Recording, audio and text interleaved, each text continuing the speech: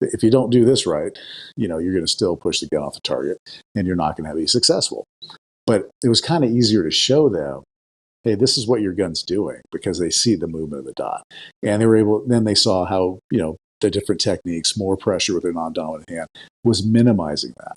And I think it was a little bit easier to teach them.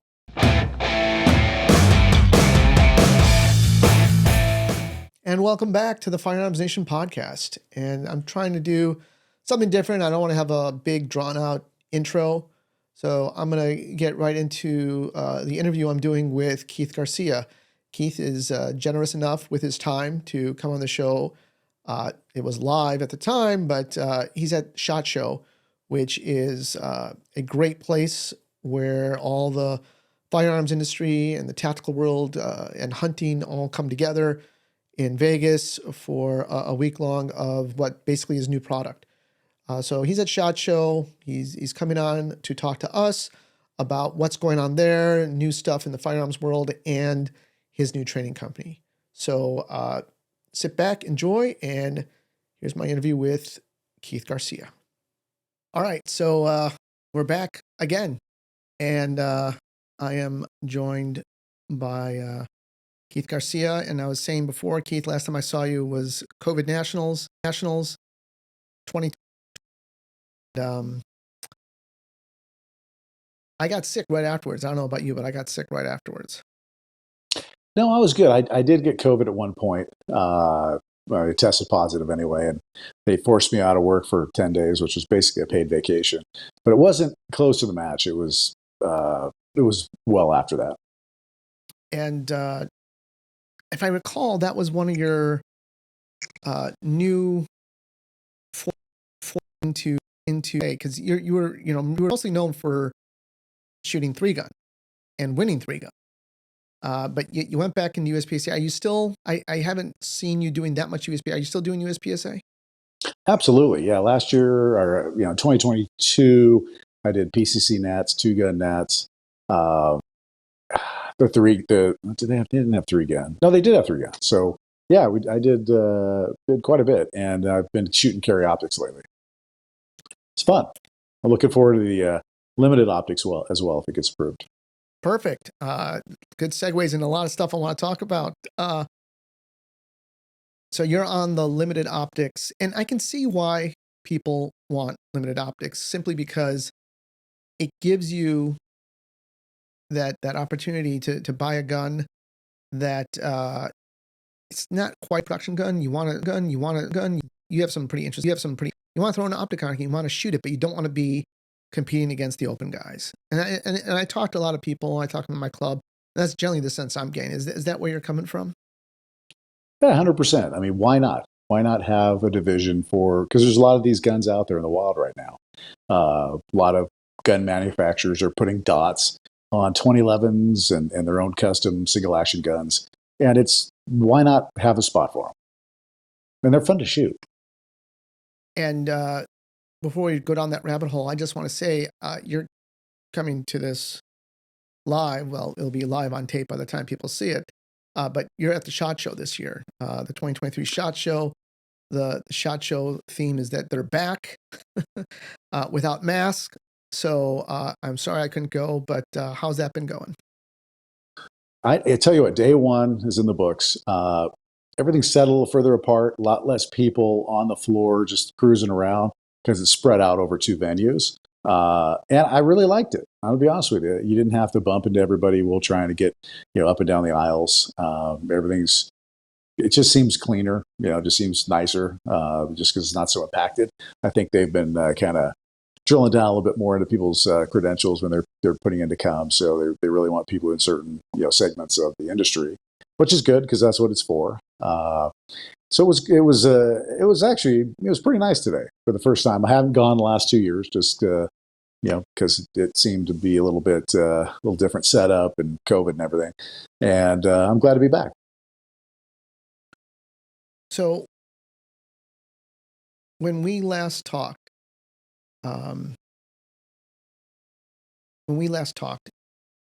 you were doing something with Panteo Productions. You had a video that came out, a very cool video. Uh, how's that response been? Are you still working with them, or is that something that it's gone bye-bye? I enjoyed the, I put together 2 videos with them, and the response was decent. I I haven't done anything since. We've talked a little bit here and there. I wouldn't mind. They seem to put together pretty good productions, and it was fun to work with them. So I'd be happy to do it again. But nothing in the books right now. Okay, and just bear with me 1 second. I just got to do something. Something crazy is happening here. A few moments later. Hopefully that stops it. All right, and we're back. I don't know if we ever left anywhere, but so okay. I enjoyed the video. I never got around to doing your challenge. Things changed, but so all right. I don't want to jump around too much. We're at SHOT Show. I know you posted some stuff today on Instagram. I can link your Instagram channel down below. The Safariland Vulcan, is it Vulcan? Vault, Vault. like I a couldn't hear vault. Yes. with all those noise around you. So the Vault. That's one of the products that Safariland's pushing. You're sponsored by Safariland. What's different between that and the standard ALS holster that they usually have? Well, so it's still an ALS SLS holster, a self-locking system with the automatic locking system. The difference is the material. So it's a nylon material, proprietary nylon material, which is a lot less heat sensitive, a lot less sensitive to colder temperatures, pressure, etc. So the design of it looks a little boxy, but I'll tell you what, I got to T&E it for a couple months, and the draw stroke out of that holster, I mean, it feels beefier, so it gives you that feeling, a little more security when you have it on. Like it's going to be difficult to get it out of there if somebody's prying on it. But when you release the locking system, there's no drag on it at all. It's like a really good competition holster. The gun comes straight out up, and there's no drag on the sides.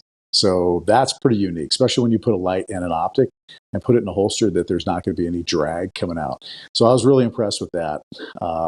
Went through, talked about the heat test. They went to minus 59 degrees Fahrenheit with a gun in it in the freezer. They pull them out, then they start torquing on the guns, all different directions, pressure tests, 400 pounds.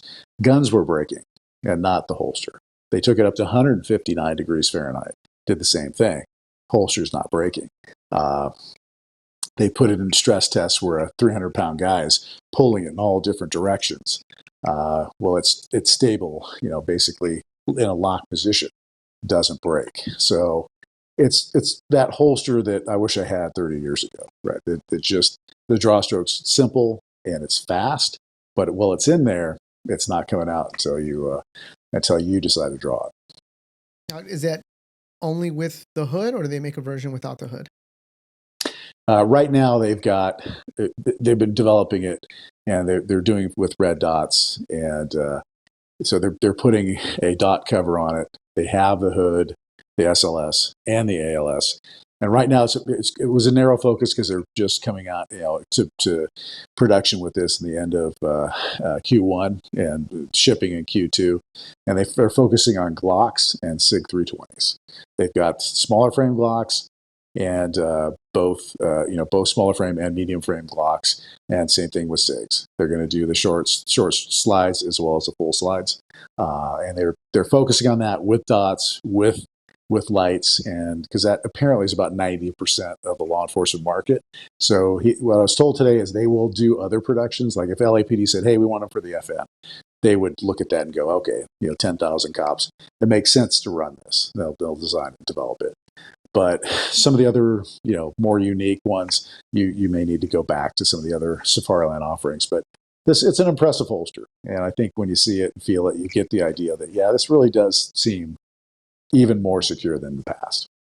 Well, that's cool. I mean, I think the biggest thing with the Safariland holsters, the duty holsters that we got with the optic, with the light, is that they're huge, right? They're just monsters, and not that that's the end all of it, but it would be nice to have something. Maybe this will fit that bill that is a little bit slimmer, but you're not sacrificing on the retention. It's not a small product. I'll be honest with you. they are making them with specifically for the smaller lights, for the Surefire and Streamlight, the micro lights. I think that brings the profile down quite a bit than having them. But once you put a full size light on something with an optic, that holster is going to be a pretty good size if you're going to go with a level 3. So it's not a small holster, but you may sacrifice a little bit of that for really good security. I think that's the point. Did you get a chance to walk around the show yet, or are you just tied to the booth? You got to walk around. Oh yeah. So the things I wanted to see today, I wanted to see the new Glock trigger. So yeah, did you get to play with it? I did. I did. I went to. Okay, so I went to the Glock booth. I played with the trigger. The wall, the traditional wall that you take up and hit, it's probably 90% less of a jerky stop. Yes, much smoother, much nicer. My only question was, why did it take so long?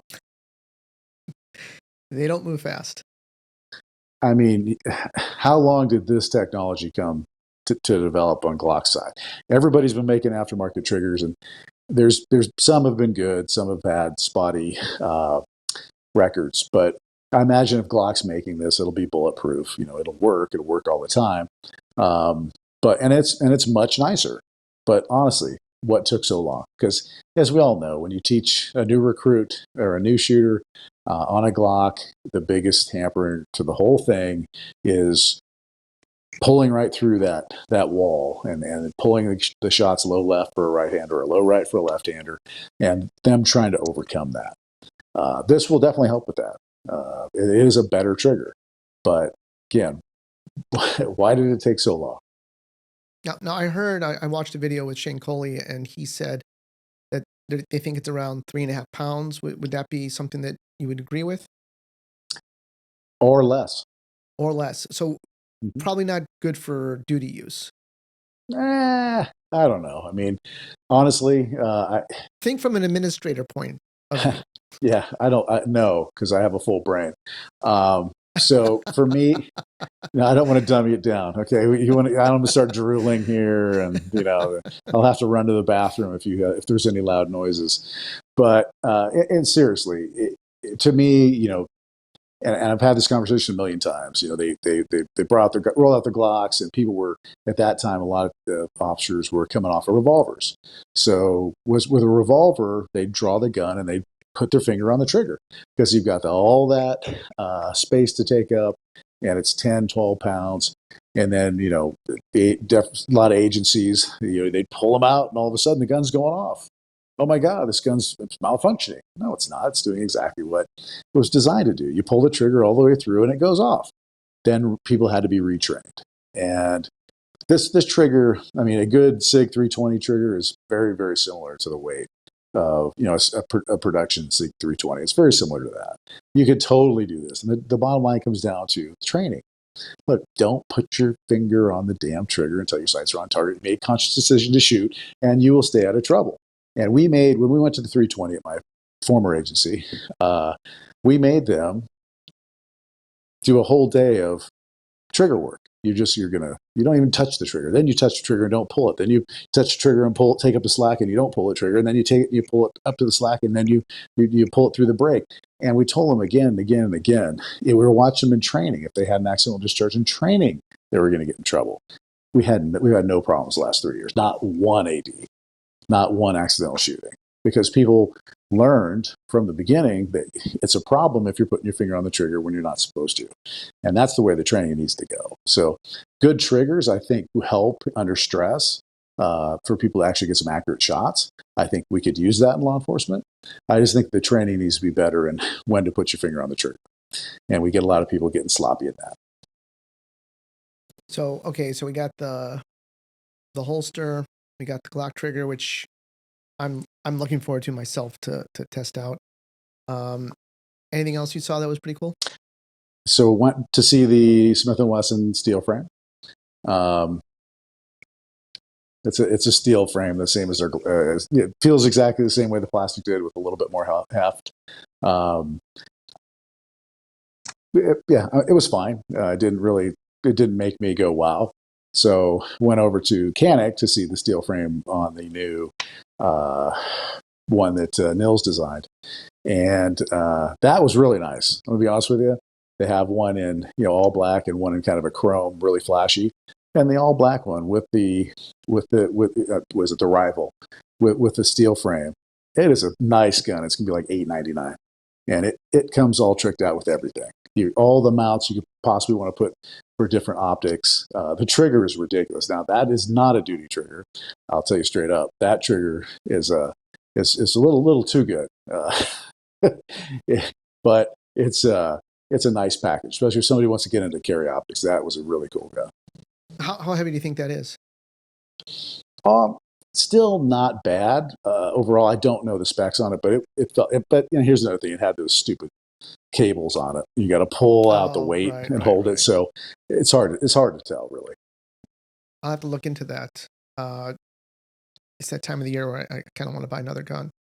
So I'm sorry I'm not there. What else did I see? Go ahead. So we got to look at the Walther one too, because they're coming out with another one.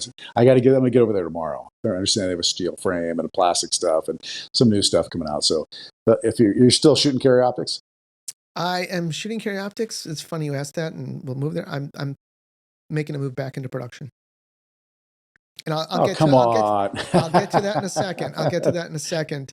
But I want to stick with SHOT Show because I don't want to jump around. But I do have some interesting takes on carry optics and production. Okay, Walter, did you see any of the? Did you go to the SIG Day? Because I don't think they have a booth anymore. I did not. No, I was teaching a class, and I just got. Oh, that's right. Last night. That's right. I think they have a new Legion 320, but it's got the slide compensator or slide cuts to make it like a compensator. And I guess the whole big thing is that Troy had came up with the thing in the new rules that even slide style compensators are not going to be allowed. It's not attached to the barrel. There's no cuts in the barrel, and it's different than slide cuts. I'm curious. I want to talk to Phil Strader about that. How if they're going to be able to get around it or not, because I'm sure they made it for competition, is because supposedly everyone loves the way it shoots. Now, was this the Daniel Horner one? No, it's not the Daniel Horner one. This is the SIG Legion, I think AXG. I'll have to take a look. They don't. You said they don't have a booth. I'm pretty sure. I know last year they didn't have a booth. I think they're doing like a big extended range day where they have like their booth at the range day. You could double check. They might have something there just so people can see the new guns. Because I think it would be hard. I know they want everyone to see the guns at range day, but it would be even harder. Like you don't have a presence at all at SHOT Show. But maybe I'd be surprised. I'd be surprised. I'd be surprised though. So I will definitely put that on the list for tomorrow. Yeah, check that out, and then check out the Daniel Horner, the DH3, I think it's called, the new SIG. I'm going to order 2. Okay, how come? I'm kidding. Oh, I know he's your biggest rival. I want to see the Keith Garcia. Daniel's a great guy. I'm just messing around. I haven't seen the gun. I'm sure all the SIG stuff's really cool, and I do enjoy shooting. Shooting a 320. I wasn't as excited about the 5-inch slide. I'll be honest with you. I've been shooting the M17. I just it's real easy to throw a dot on there and shoot it. It's been working real good. Yeah. Neither here nor there. But okay, so those are cool guns. No, you used to be sponsored by Breda. Are you still? That's a shotgun. Are you still? No. Okay. I have. There hasn't been much movement from them in a long time. Okay, but you're not looking at any long guns or anything like that? So Dissident, I'm shooting open now. So I've been running a Dissident KL12, and it's a great gun. That's just a lot of fun. Instead of putting in 2 at a time, now I'm putting in 24 at a time or 20. So it's kind of nice. Okay, it's fun. That's fun. Yeah. So yeah, man, I wish I was there. One of those things that if you've never gone to SHOT Show, you got to make it at least once. And then once you've gone send me your wish list of stuff you want to see, and I'll go take pictures and do a little video for you. Oh, that would be awesome. Thank you. Thank you very much, Keith.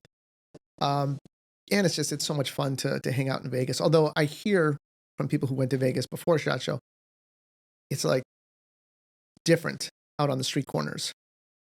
Yeah, I mean, at this time of year, it's not as bad. Like there was a lot of homeless people during the summer and the fall, but right now it's and this saying that after working in the Oakland area and San Francisco for the last 30 years, it's nothing like that. But it was a little congested last time I was here, but not now because it's cold. If I look out my window at this hotel, I'm looking at snow on the surrounding mountains. There's snow on the surrounding mountains. Okay. I'll send you a picture. I'll send you a picture later. It's kind of cool. I think one year there was kind of like a dusting going on. I remember being on the balcony and there was like some dust of snow, which was nice. Yeah, bringing back memories. All right. So you like limited optics. You'd move from carry optics to limited optics if you had the choice? I'd do both. Why not? I mean, I'm not one of these guys who are like, oh, I got to do just this, and everybody else can, take that stuff and screw off. I love shooting guns. I love competition. So why not shoot them all? Just go do them all. But yes, I would love to be able to shoot some of my Kai custom guns in USPSA and not have to shoot open, because those are my 3-gun models and they work great for 3-gun open, but they're not as competitive when you switch over to shooting against the full-blown open gun with it has a frame-mounted optic as opposed to a slide-mounted optic. It's just different. So when you were teaching at your department, you were one of the trainers. Were they coming into the 320 with optics already on it, or were you doing only interested people could eventually get an optic and they'd have a special class? Yes. We got all iron sights, and then people eventually that wanted to go with the optic started doing their own purchases. And now I think it's like the academy I teach in, the Sheriff's Office Academy.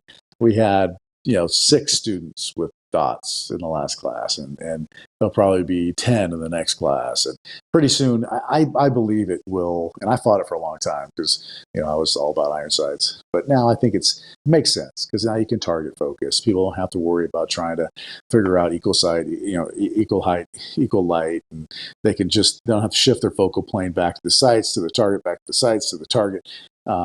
And you know what? Honestly, in law enforcement, it makes sense. If you've got somebody, if you're looking at them, you don't have to switch, to look away from their hands. You don't have to change that focal depth, which is, I think, a positive.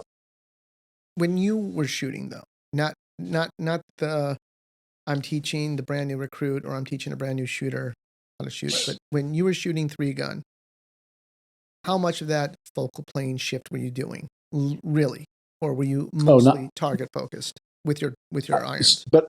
So I trained a lot of that. I mean, I trained to shoot target focus with the irons, because if you don't figure out, your different aiming schemes, you can shoot wildly high, or you miss the target completely. So no, I did train to shoot at a target focus, but that took time, and I wouldn't try and teach a recruit that.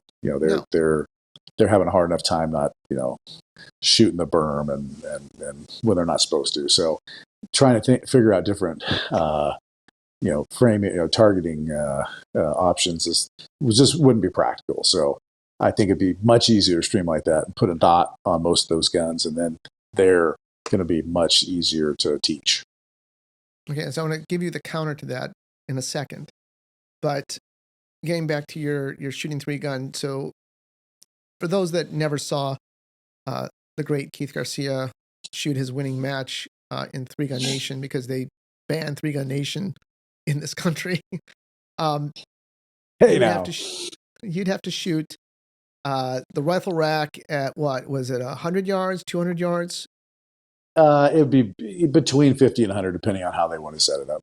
Sometimes it could be as close as 50.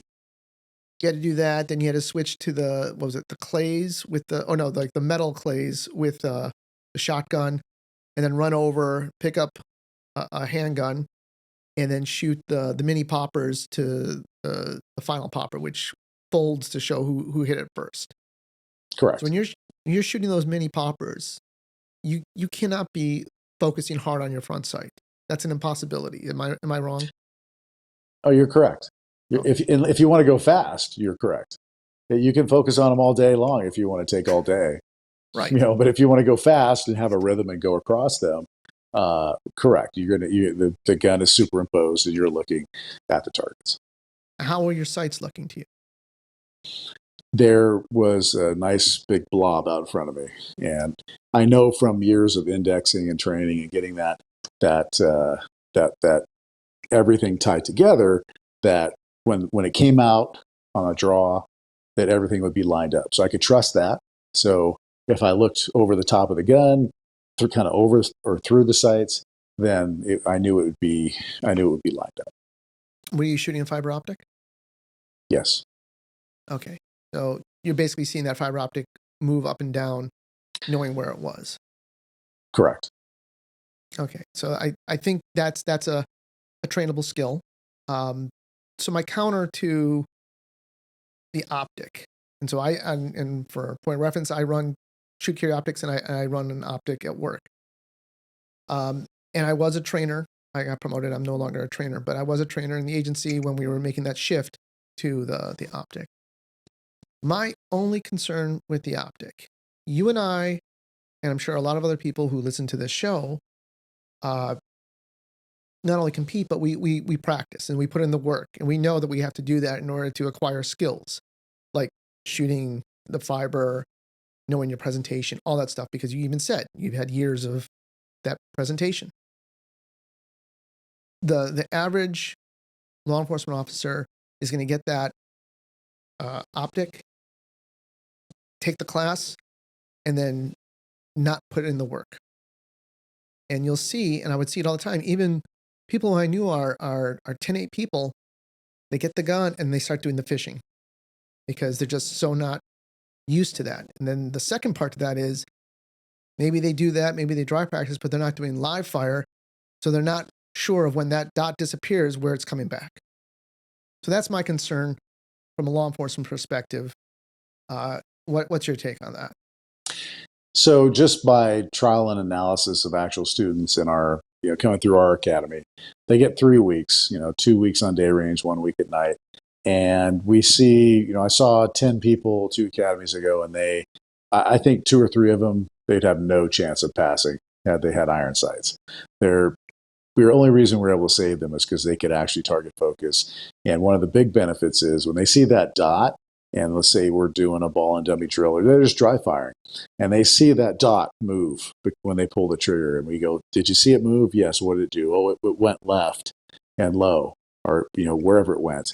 And we tell them, "Okay, you're putting that input into the gun." It's a lot more easy for them to understand because they're visual people and they're looking, "Oh, they see this dot and now it moves violently."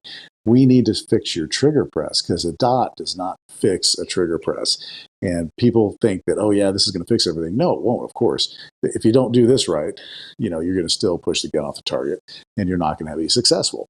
But it was kind of easier to show them, hey, this is what your gun's doing, because they see the movement of the dot. And then they saw how, the different techniques, more pressure with a non-dominant hand, was minimizing that. And I think it was a little bit easier to teach them. Okay, so they make it through the academy, but now they're not with you. They're not there showing you. And I get it. It is easier for a new shooter to use the dot to hit a target. But even a year past that academy, they come back for their next in-service and they got to qualify. And now they're having a hard time. But the same thing happens with the guys with iron sights. If they're not doing anything, they come out of the academy and the recruits are the best they're ever going to be, which is sad because they're never going to get 3 weeks of training again. So now they're the best they're ever going to be unless they put time into dry firing or live firing or starting competition shooting. That's the best they're ever going to be, and it's sad.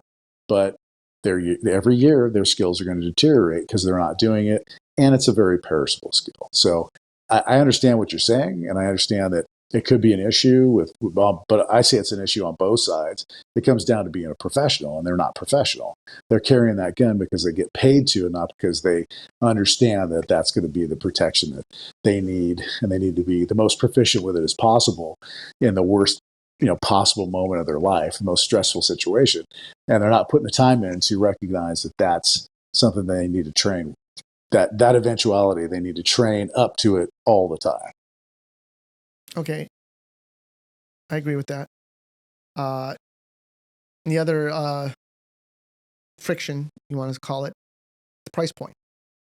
So you have optics getting better and more rugged and more expensive.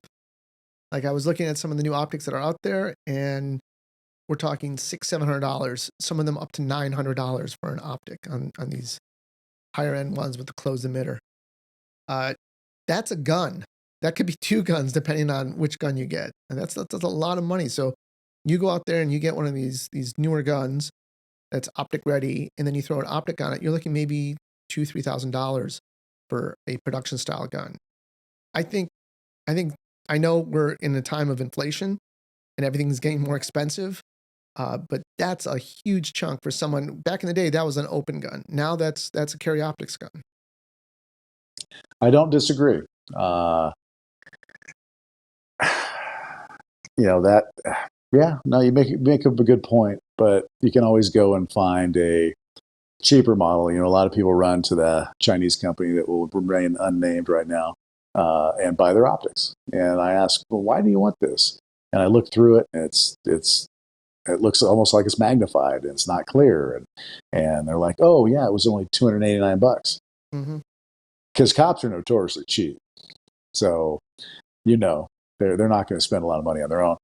Departments, I would hope, they would spend money on a good quality optic, because they're going to have to, if they don't, they're going to pay for replacements and all the stuff that comes along with that. So, yeah, if they're doing officer buying programs where they get their own stuff, then yeah, you can expect that it'll be the cheap, low-end stuff. That is part of the reason I was, and this is all of late. There's a couple other reasons why I was thinking about going back to production, and I'm excited by it. It seems like everybody is shooting carry optics now. No, you just want 15 rounds. That's what you want. You want 15 rounds, mister. I want 15 rounds. If I can get 15 rounds in production, if the board is listening from USPSA, that I did the survey. That's what I want. 15 rounds of production. That's all that matters. I still like the challenge of the reloads and the stage breakdown. Yes, it is fun as hell to shoot carry optics. Anytime, what's it like? It's fun because you're running around. You might have one reload. You're just shooting what you need to see and go for it. And it's like at Mach 2. You're a step below open. But I think there's a challenge and there's a skill set to the reload and breaking stuff down. So I think that's interesting. I don't know, maybe I just got bored with carry optics, but I kind of think it'll be fun to go back to production and give it a shot. So no pun intended, but I think it'd be interesting. Oh, I agree. Shooting production was a lot of fun. Like I said, you better master reloads. You better master stage planning, because you're going to need it, and you better be able to shoot, because if not, you're going to be standing there doing reloads. It is an exciting challenge. So why not? And if they go to 15 rounds, I think it'll pump some life back into that division. I think so too. I think it's a division too it's not getting much love these days. Like I see my matches I go to, and like there's nobody shooting production. I'm like, God, it's. I don't want it to go away. I don't want everything just to be optical, because now we're going to have open carry optics. I'm guaranteeing. I can't guarantee, but I say 99% sure we're going to have limited optics. Because I think it's few and far between people don't want. If L10 went away, I don't care about that. But I think limited optics it's a chance for people who like you who have these guns that don't want to go balls to the wall crazy with some open guy. Agree. And they're fun to shoot. I mean, it's so much fun to shoot. So why not shoot them all?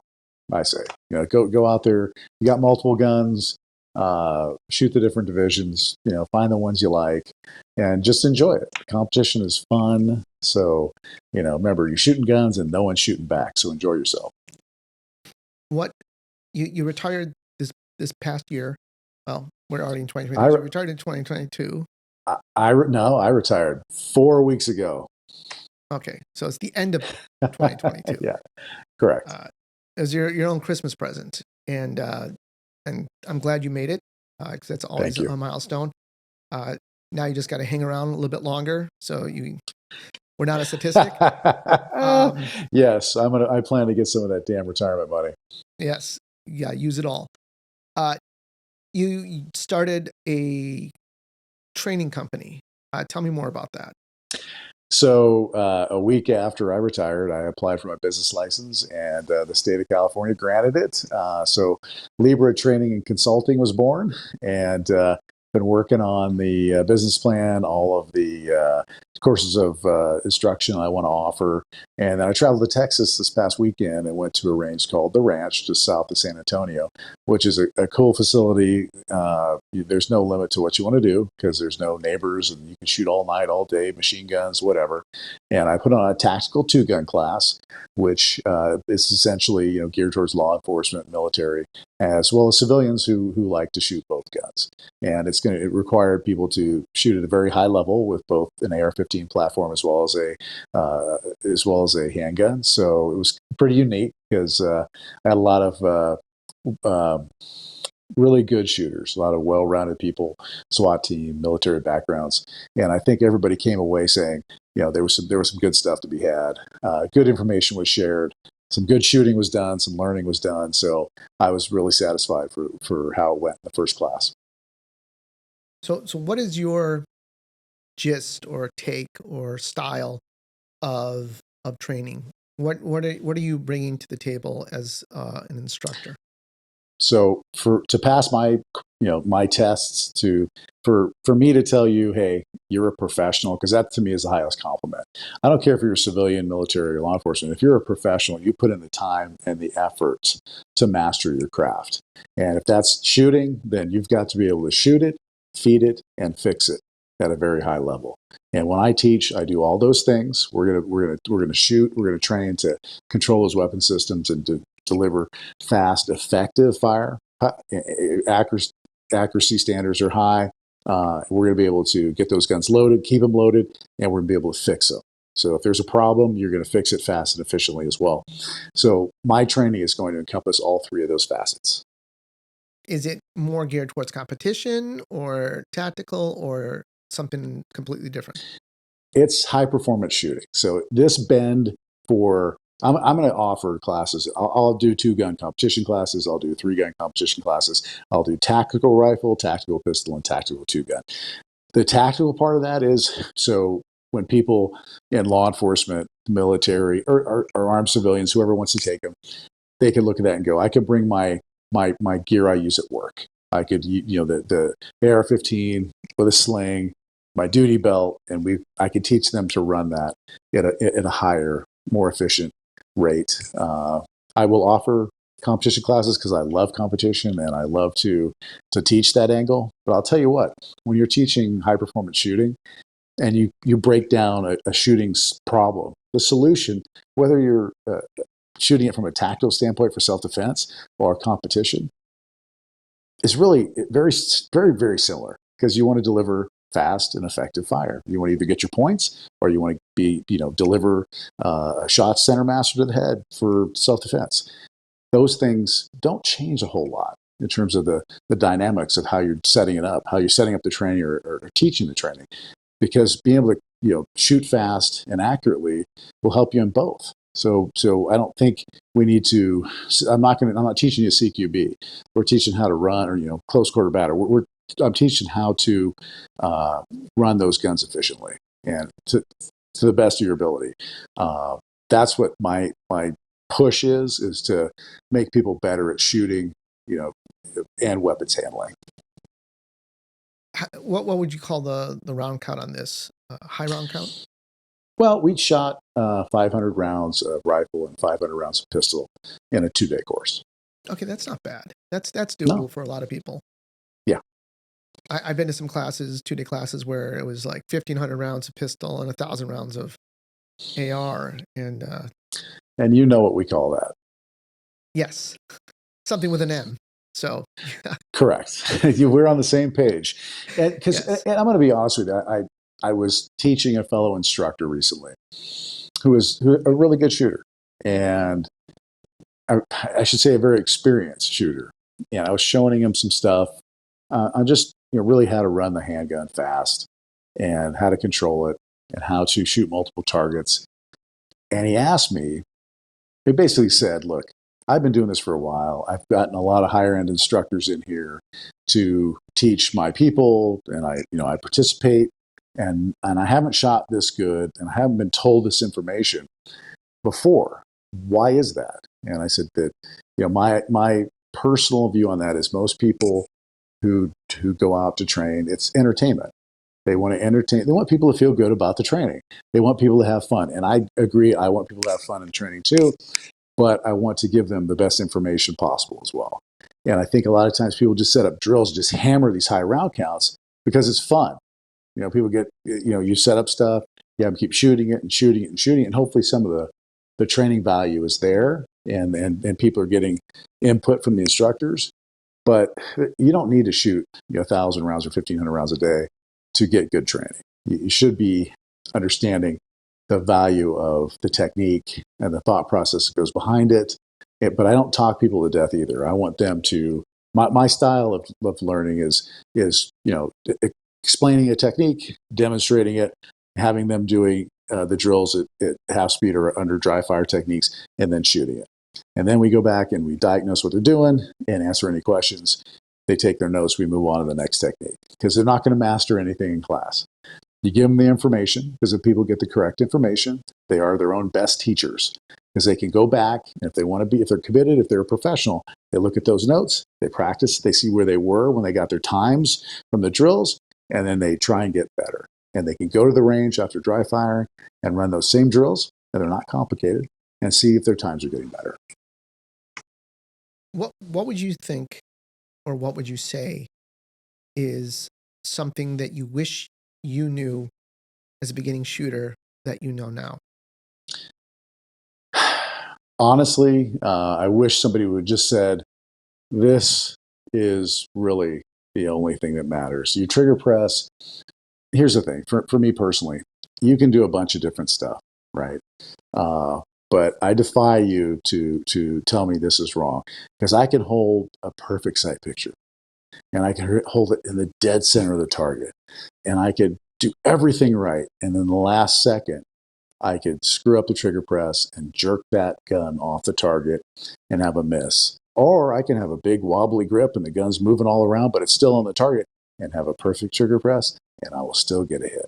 So at the end of the day, when you're shooting in the move or you're off balance and things aren't perfect and you're not standing upright and have a perfect sight picture with the gun, you're off in a weird position going through a barricade. If you can still pull the trigger straight to the rear without disturbing the gun, you're going to get your hit. Because a lot of times people are so hyper-focused on that gun not moving. It can't move, it can't move, it can't move. And then they just whack the shit out of the trigger. That doesn't work. So, especially if you're trying to teach them how to shoot on the move. Hey, that gun is not stable. It's moving around now with your body. So let's focus on the part that really matters and pulling the trigger straight to the rear and getting your hits. That's the thing that I wish I would have known early on, to really focus on that as opposed to everything else we do. I mean, the grip is great. We need to have a good solid wraparound grip. Make sure that's really vital. But that's to shoot the second, third, and fourth, fifth, sixth, seventh accurate shot, not the first one. I want to keep that grip and the proper stance. That's going to keep it online so I can fire more shots. That first shot is going to come from the proper trigger press. So what made it click for you? Just trial and error. And I was very fortunate to be associated with some people who were very good at instructing. Ron Avery, Practical Shooting Academy. I took class from Ron. I started working with Ron, and that really helped my shooting. I went to Bill Rogers Shooting School in Ellijay, Georgia. And if you don't know the trigger mechanics, if you don't flip and press, as he calls it, you're not going to pass that school. You're not going to get anywhere close. So you need to run the gun a certain way. And, the idea that traditional marksmanship of, pulling through, pinning the trigger, and letting it out to reset, that builds more bad habits and just creates anxiety, excuse me, in shooters. So that's the first thing I try and convey to them.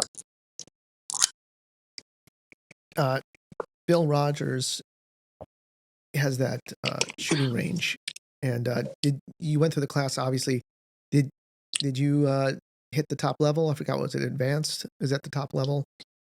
Yes. Basic, intermediate, advanced. You need, I think it's 70 points out of 125 for a basic, 90, and then 110 to get advanced. I was able to get advanced pretty quickly, but that trying to get up to a perfect score at 125, very, very difficult because the targets are moving and they come up and they disappear.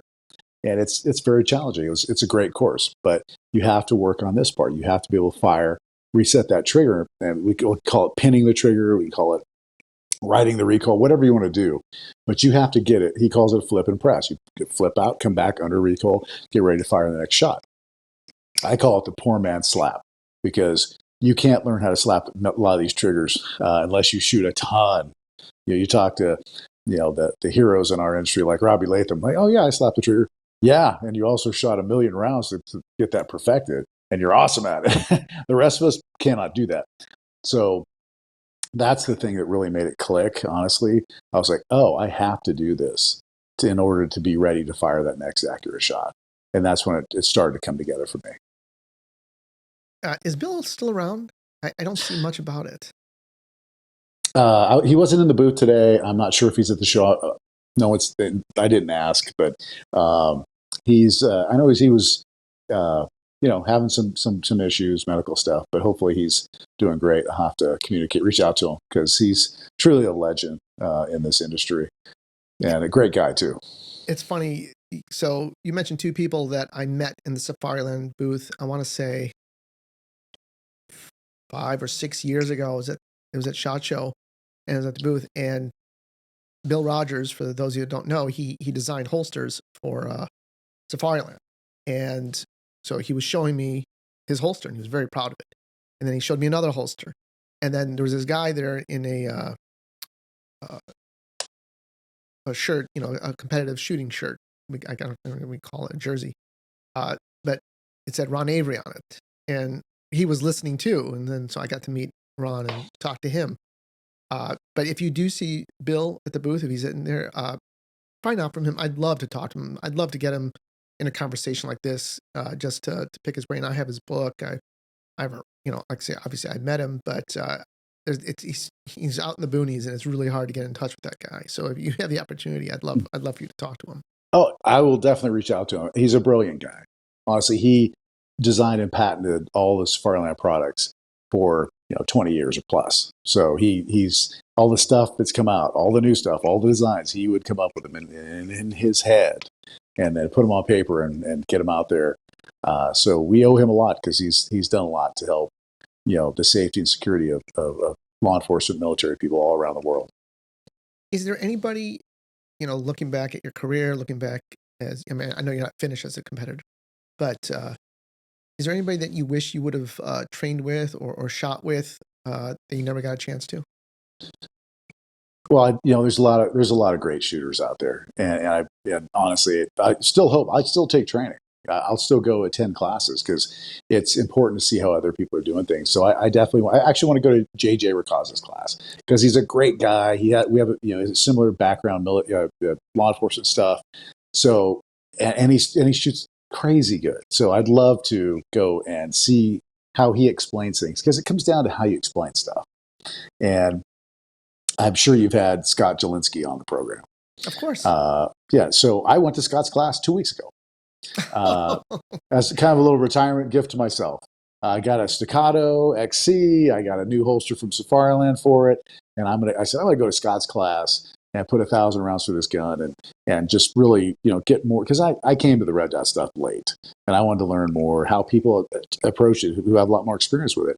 He puts on a really good course. We had fun. He had his assistant instructor, Hunter Freeland. No, Hunter Free something. Feel bad now. Good dude, really good dude. They both put on a good time. Good class. A lot of good information, and I just had fun shooting. So I will still attend training, and because I think it's important to see what other people are doing, and people have a different take on how to explain things. And I was working for Ron, And I totally had a different way of explaining things. And I always wanted to make people have a good time. Ron was totally different. Ron was like, he didn't care if you had a good time. He wanted you to understand how to do it right. Right. So great. I remember he came to the first rifle class that I taught for the TPC, and he was watching. And I've been teaching rifle classes a lot, but I hadn't taught one for them. So he came and kind of helped out and watched. At the end of day one, he says, "Your students actually like you." And I said, "Ron, that's not my mistake. I'm nice to them. I want them to have fun because I think people learn better that way. That's my favorite kind of teaching. Get people motivated and excited and laughing. And because people get too stressed out, you see that tension build up, tension, and you physically can watch them, their whole body flinch when they're trying to pull the trigger. And I tell them, hey, I saw it. You pulled the trigger with your butthole. I know you did. The whole body was tense. You're going to expect shitty results that way, so stop it. And then they laugh and we move on. But you got to get rid of that tension monster. And I think, humor is a good way to do it. I'll tell you, I was very fortunate in my career to go to some of these classes, and as a competitor too. I still remember my first competition class was with Frank Garcia. It was great. Talking about shooting a lot of rounds. The gun was so hot I couldn't even, it was like glowing. It was so hot. But I'll say I've taken a lot of JJ's classes, especially since he's down here now. He is a great guy. And that would be, if you can get into that class just to see what he's doing. He really has such a good methodology. And again, people like him because he's like you. He's very personable and very, you don't feel that kind of tension in the class. And Good. Good. I think if you can jump in with JJ, that's not a mistake. And now, of course, he's a world champion. He was world champion before, but he's right. IPSC world champion. Good for him. And then I'm sure you already did. Did you ever train with Benny Cooley? Oh my God, Benny was my godfather in this stuff. Are you kidding me? That's who I first trained with. Amazing guy, and we're having dinner tomorrow night because we're still good friends. I tell you what, he really, in terms of the rifle stuff, it was. I still pay homage in my class. I say, hey, I got this from Benny. And I said it probably half a dozen times on Saturday alone when I was teaching, because that's where this came from. And you always have to, give recognition to those people who showed you stuff and came before you and really, pioneered this stuff, because he is crazy good. The way he explains stuff. We were still shooting matches together until last year. He's still performing at an extremely high level. So, yeah, great guy, just a class act. Yeah. I did a rifle class with him, and it blew me away. Blew me with the way he breaks things down and the way he taught, and just the knowledge that he has. Please tell him I said hi, because I love that guy so much. I've talked to him before, and he has such great ideas about things. And he's such a good guy too, as wholesome as they are. We'll do. Yeah. I'll see him tomorrow. See, that's one of the things about SHOT Show that you got the cool gear, and you can see this, and it's fun in Vegas, but it's the people that I miss, because it's one time where all these people are coming together, and then you get a chance to run into them or sit down with them, have a drink with them, whatever. But that's the thing I'm missing the most. Next year, you'll be back. Yeah, next year for sure. I definitely want to do that. So your training class, what was the name of the company again? You kind of went through it. I didn't quite know what you said. Libra Training and Consulting. Libra. Balanced training for an unbalanced world. Okay, I like that. I like that tagline. I'm sure that was on coffee cups somewhere that you. No, I'm kidding. But I think Libra, because you're in California, it makes sense. I lived in California for 10 years. The first question is what's your name. Second question is what's your sign. So I get it. And you're a Libra, no doubt. Obviously, no doubt. I could tell just by the way you act. And I always get along with Libras. So Libra training. You're traveling the country doing these classes now. Is that the deal, or do you have a range that people have to come to? How's it working? Obviously, you went to Texas. Yeah, I will. So right now, again, it's the company's only 3 weeks old. I'm establishing those relationships now. I talked to to Mike Sexton from Clinton House in South Carolina, great facility, and he's willing to host training there.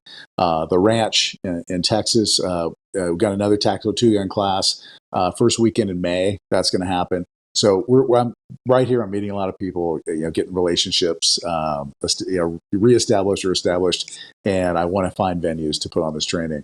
I will have some space in California as well, but people with ranges, people willing to host, please give me a call because it's going to be fun, and I'm looking forward to doing it. And I just need to get out there, and again, it's only been a couple weeks now, so we'll definitely get a lot of stuff on the calendar, hopefully, and be able to get out there and teach. And I like to travel and teach. I think it makes sense for students. One person traveling somewhere, so students don't have to. I think makes more sense. Now, do you have a website? You're saying it's pretty new. I mean, do you have the website set up? Do you have social media set up, or are you still behind? I bought the domain name, and I have somebody working on it, and it's not done yet. It will be though soon, and I didn't want to rush stuff to have it messed up. So it will be LibreTrainingConsulting.com, and I've already bought that domain name, so I'm fine with that. I just need to get it all up and running. Perfect. And when we're done here, I'll talk to you offline because I know some people who want to host you. So that would be great. I know you've done some classes in the past. I remember you came down to Florida. I can't remember which range you went to, but you did a 3-gun class here, right? I did 3 of them, and it was an old prison, and we were using the range from the old prison. We were actually staying in the old guards' quarters when we were there. And it was pretty interesting. We actually had alligators who would wander up onto the range and sun themselves on the side of the range during their classes, which, being from California, that is very disconcerting for me. You Floridians, oh no, they're more scared of you than you are of them. I said, no, that's not true. They don't seem to give a shit about me, and I'm very concerned about them. So good times, but I would love to come down there again. Florida's a lot of fun. Yeah, we'll make that happen. So okay, great. Well, I know you were working the booth all day long, and you were gracious enough to come on and talk to me, so we can talk to people and get the word out about your fantastic new training company. And now you got all the time in the world to go and travel and compete and revamp 3-Gun Nation and. Yeah, that will not happen. It was a great idea at the time, and we had a lot of fun doing it. And if somebody else comes up with it, I'll be happy to participate or consult or whatever. But that's that part of it's past. But it was a great opportunity at the time. Well, that's very cool. Well, enjoy your time there. Like I said, we'll talk offline. And people, if you want to reach out to Keith. In a couple of weeks, his website will be up, but he's on social media. I'll link it in the show notes, whether on YouTube or whether listening to this podcast. So you can watch his Instagram, watch his training, because I always get inspired watching him pick up 3 different guns and shoot them equally fast. I know he did like 1,000 takes just to get that one good take. But I demo every drilling class, and it's okay to miss, but I try and do those pretty well. So those Instagram ones, they sometimes they don't come out perfect, but we all at Libre Training and Consulting, we shoot our drills. Good. Well, you've got the skills, and you're a great guy. So again, thank you so much for coming on the show. Well, it's a pleasure, my friend, and I hope to shoot with you again soon.